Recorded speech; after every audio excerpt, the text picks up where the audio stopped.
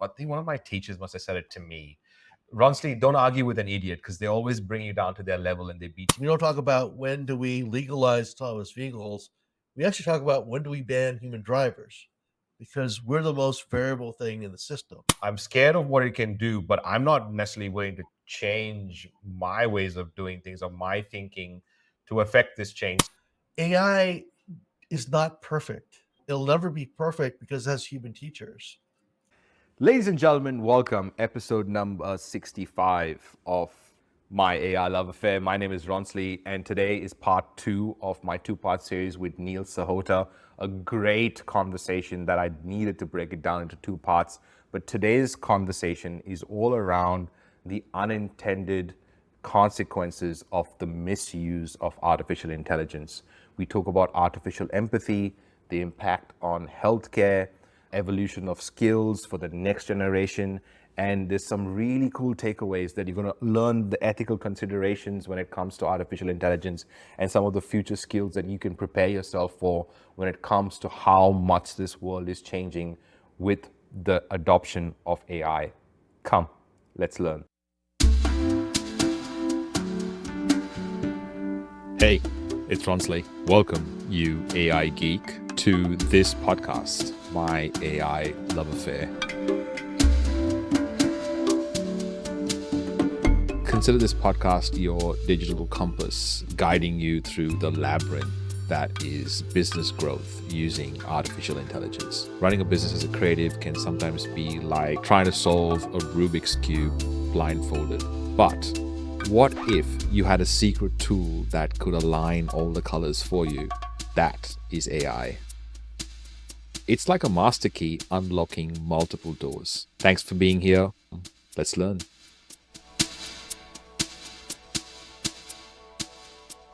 When someone's thinking about, okay, I want to get into AI, I want to use AI for good, I want to do it properly from the start. What are those considerations that we're going to take?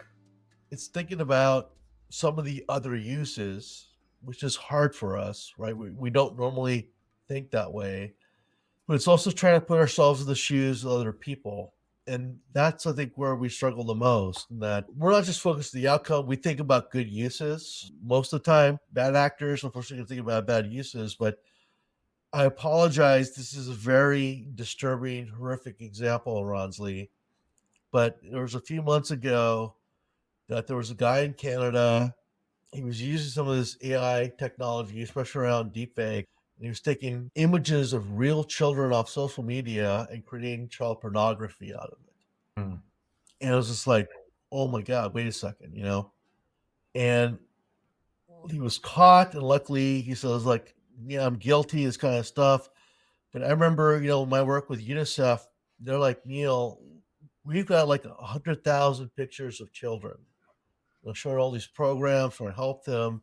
Could people turn that into child pornography? And I'm just like, yeah, unfortunately they could, Then I had a lot of media come to me as like, how did this happen? Neil, you work with a lot of, programs like the Zero Use Project or, help try and prevent child sexual abuse. How did this happen in the first place? I'm just like, look, the honest truth is I'm not a pedophile, and it's just like, I know it's a little bit of a cold thing, but it's like it never dawned on me and never dawned on a lot of people that someone would use this technology to create child pornography. It took that one guy who was a pedophile to figure that out. And that's the real challenge that we have. Bad actors are always going to do bad things. And we're not always going to think about those bad things because we don't think that way. I would never in a million years would have thought of this use case. Never. I did not even think of it until right now. Even while you were talking about it, I didn't know where that story was going. Like, I was like, what? And I try to couch it as horrific, so I apologize to all the listeners, but it's just like, yeah. It blew my mind that someone would do this, right? In the first place, just took that one person and probably, unfortunately, spurred other people thinking about doing the same thing. And it's absolutely horrific. Don't get me wrong. Oh my God, why? Why, right? We think about that, but you could totally do that. And that's the problem. These things that we're trying to do, AI is not inherently good or evil. It's just a tool. It's like a hammer. I can use it to build something, or I could use it to destroy something, but that's on the person deciding how to wield the tool. And that's the real challenge we have. It's the people, how they use the tools. It's not the tool itself. How do we solve this? I've always thought this before. Like sometimes I heard this saying when I was very young and it stuck with me. But I think one of my teachers must have said it to me. Ronsley, don't argue with an idiot because they always bring you down to their level and they beat you with experience. so using that as an example, do we sort of bring ourselves down to this level of thinking to cater to that 0.01%, or is there like vibrating at a different energy and we just let's stay here? Is there even the first step? Do we know? Ronsley, honestly, the challenge is we have to do both, right? If we focus on the bad, and I know that at least in Western culture, we're focused, look for threats, right? And so we worry about like the trolley problem with self-driving cars. You have to hit somebody, one or two people. Who do you hit, right? Okay, human life, what's the value? Not discounting any of that. That's 1,000,000,001 chance, right? What we don't think about is every year, 20 million people around the world either die or suffer permanent horrific injury from car accidents. Autonomous vehicles will drop that by at least 95%. That's 19 million lives saved every year, right? It's the trade-off, and that's what we look at. In the UN, we don't talk about the trolley problem. We don't talk about when do we legalize autonomous vehicles. We actually talk about when do we ban human drivers, because we're the most variable thing in the system. Sorry, everybody, to say it that way, but look, think about all those people you look around that are looking at their cell phone or texting or something like that. That's the issue, right? Is that how we balance that out? At least in Western culture, we focus more on the negative risks than the positive risks. And so then how do we start to break this down? I mean, I know you do a lot of talking about around empathy, and I think that's a really important topic, especially, and you mentioned that already before about like thinking about other people. But there seems to be like this dichotomy that exists here where people are like, I'm scared of what it can do, but I'm not necessarily willing to change my ways of doing things or my thinking to affect this change. Someone needs to put an ethical framework around this so that other people don't misuse it. Is that what you're seeing? It is. Ronsley, I love the way you put that, right? We're not saying to take the decision-making out of the human's hands, right? These are just additional data points for us to consider. It's still our decisions. I can tell you, working in this field and a lot of big companies to small companies, and a lot of them said like, great, I'd love to optimize my operations and automate people on jobs. I've seen very few companies be able to do that because there's other work, higher value added work they put people into. But the bigger challenge here is, what does all this mean, right? You talk about ethical concerns and where decision making lies. AI is not perfect. It'll never be perfect because it has human teachers. I like to use the example of chess. So I apologize for being a little cerebral on this.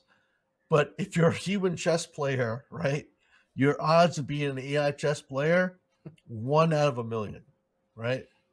But if an AI chess player teamed up with a human chess player, playing against just an AI chess player, wins 90% of the time.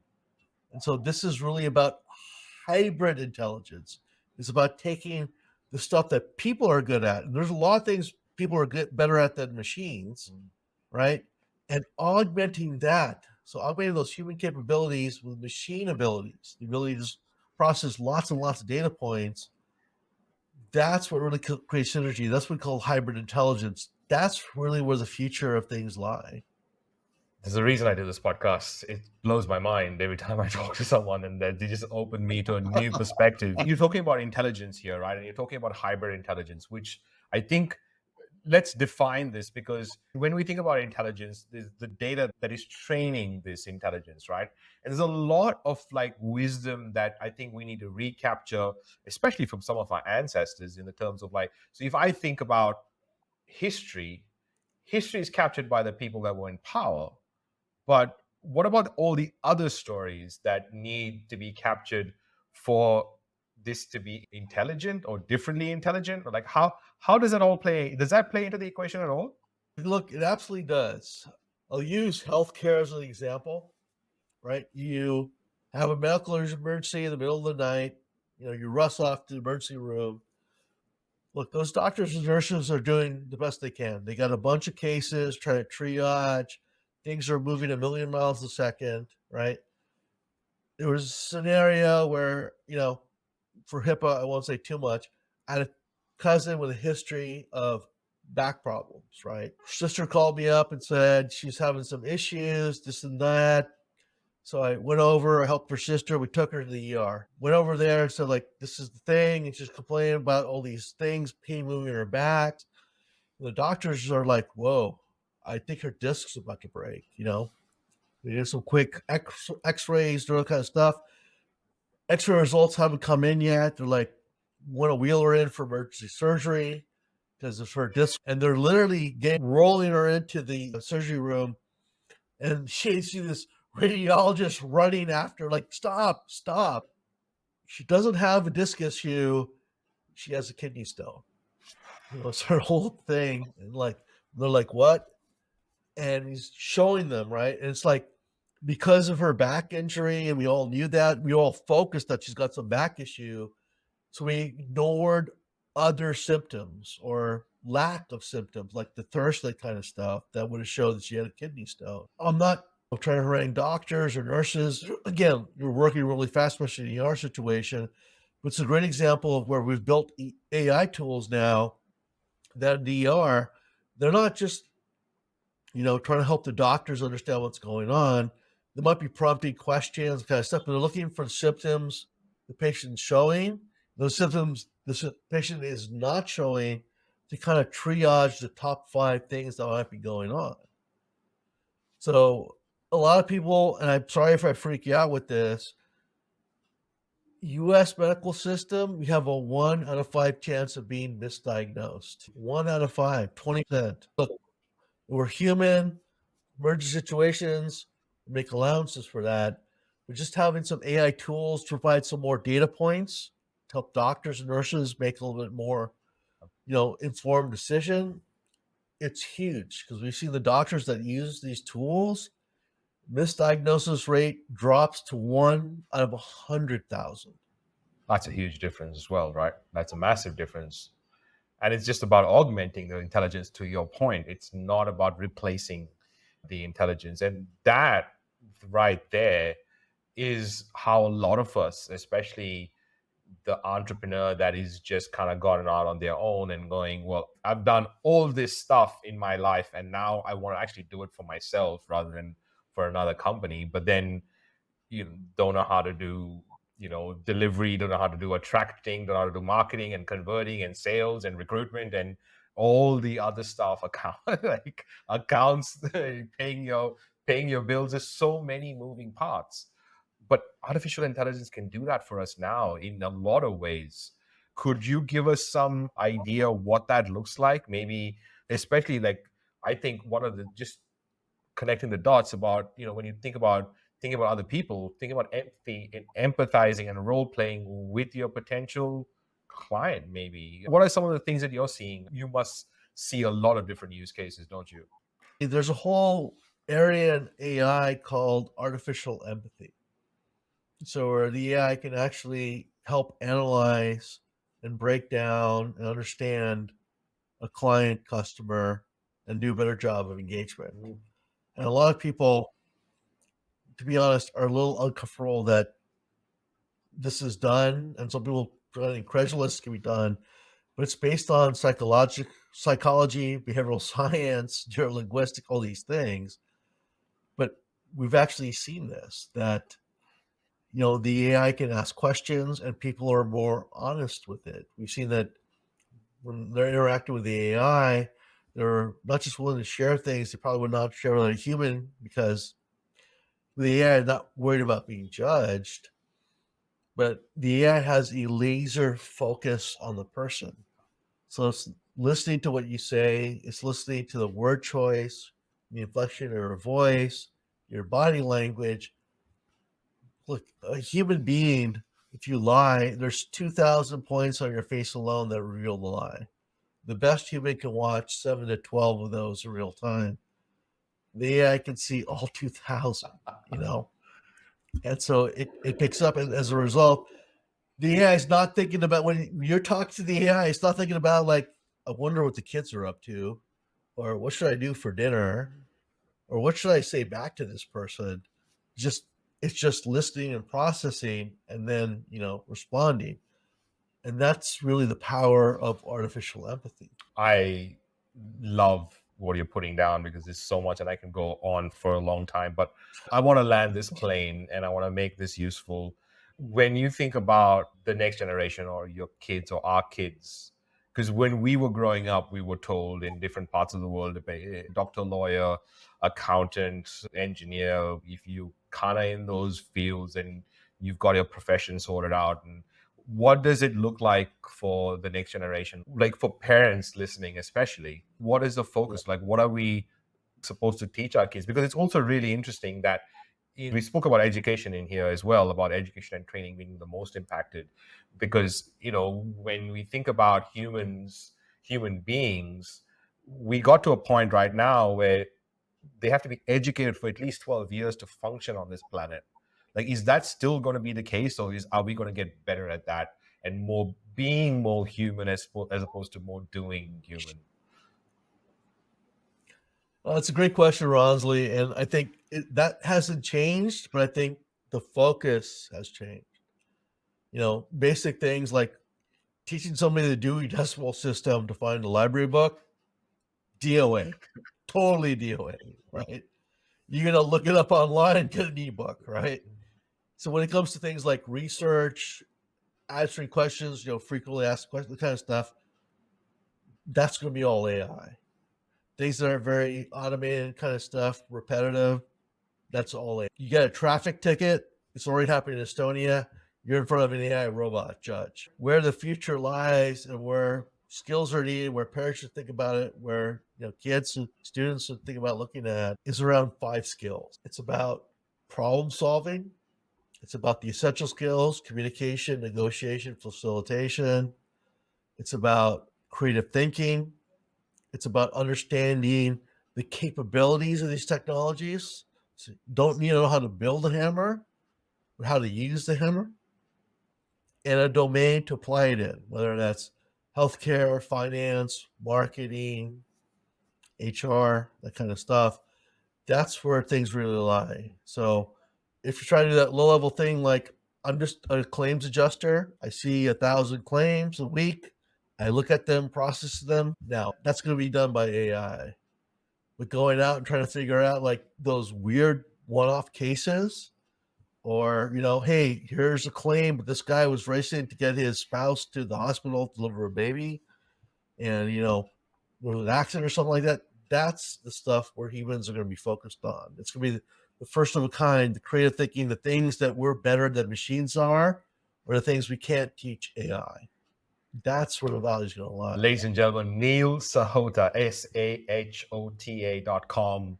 Own the AI Revolution is the book that you've got to just get, and just consume his content. Even the way you think is absolutely brilliant. Thank you for making the time. Thank you for doing this. This has been a little slice of heaven for me. Thanks, Neil. My pleasure, Ronsley. Thanks, man. Awesome conversation.